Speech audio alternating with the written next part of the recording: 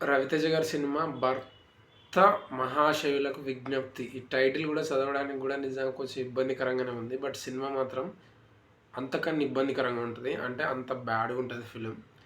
Film main concept వచ్చేసి ఒక wine wine factory ఉన్న ఒక అతను దాన్ని బాగు చేసుకోవడం కోసం వేరే కంట్రీకి వెళ్తాడు.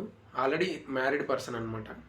ఆ మ్యారేజ్ అయిన పర్సన్ ఆ వైన్ ఓనర్ షాప్ ఎవరైతే బిజినెస్ పర్సన్ ఉన్నారో ఆ అమ్మాయితోని కొంచెం కనెక్ట్ అవుతాడు. ఆమె ఇతనిలో లైఫ్లోకి వచ్చిన తర్వాత వీళ్ళ వైఫ్ని ఆ అమ్మాయిని మధ్య ఇతను ఎట్లా నలిగిపోయిండు ఏందనేది స్టోరీ అనమాట. ఈ స్టోరీ మొత్తం చెప్తుంటేనే మనకు ఎంత నీరసంగా ఉంది, అంతకన్నా నీరసంగా ఉంటుంది సినిమా కూడా. అంటే ఎంత ఫన్ ట్రై చేస్తారంటే ఇక మనం నవ్వించడానికి ఎంత ట్రై చేస్తారంటే పాపం వాళ్ళని నవ్వించడానికి ట్రై చేస్తుంటే మనకి ఇంకా జాలేస్తుంది వాళ్ళ మీద తప్ప నవ్వు మాత్రం రాదు. అంత బ్యాడ్గా ఉంటుంది ఫిలిం. అంటే ఓవరాల్గా ఎంత ఎంత సిల్లీ ఉంటుందంటే ఫిలిం.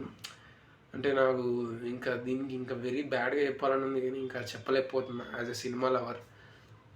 బట్ నిజంగా అసలు వెరీ బ్యాడ్ ఫిలిం అనిపిస్తుంది. అసలు ఎక్కడ చూసినా కూడా స్టార్టింగే లాగ్ అనిపిస్తుంది. ఓ క్లీషే, మొత్తం క్లీషే. అసలు ఏ మాత్రం కూడా జోష్ ఉండదు.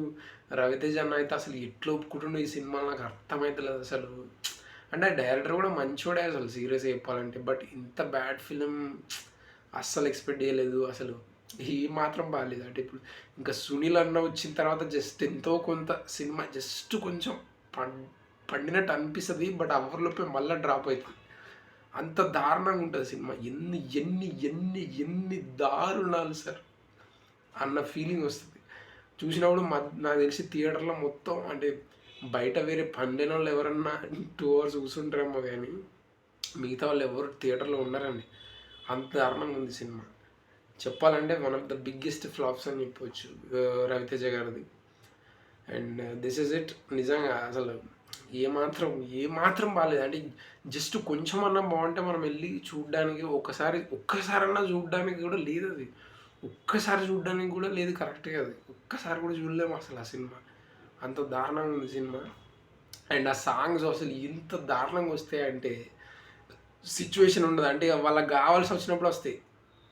డైరెక్టర్ ఎప్పుడు అనుకుంటే ఆ సిచ్యువేషన్ వచ్చేస్తుంది. వాళ్ళు వెళ్ళి డ్యాన్స్ చేసేస్తారు, వేరే కంట్రీలోకి వెళ్తారు. ఇక ప్రపంచం వాళ్ళదే. ఏ కంట్రీలకన్నా వెళ్ళిపోతారు, దుంకేస్తారు. అరే కొంచెం మారాల. మనం 2025-26లో ఉన్నాము. ఇప్పుడు మనం 26లో ఉన్నాం. అసలు ఇంకా మళ్ళా ఊహకు వచ్చేసి సాంగ్ వెళ్ళిపోయి డ్యాన్స్ చేయడం ఏంది ఇది? ఏంది మాకు కర్మ అన్నట్టుగా ఉంది cinema. That's it guys. Hope you guys మీరు అస్సలు చూడకండి సినిమా. వీలైతే స్కిప్ చేస్తే ఇంకా చాలా బెటర్. అది మరి సంగతి. ఇంకేంటి మరి, సబ్స్క్రైబ్ చేసుకోకపోతే సబ్స్క్రైబ్ చేసుకోండి. Thank you.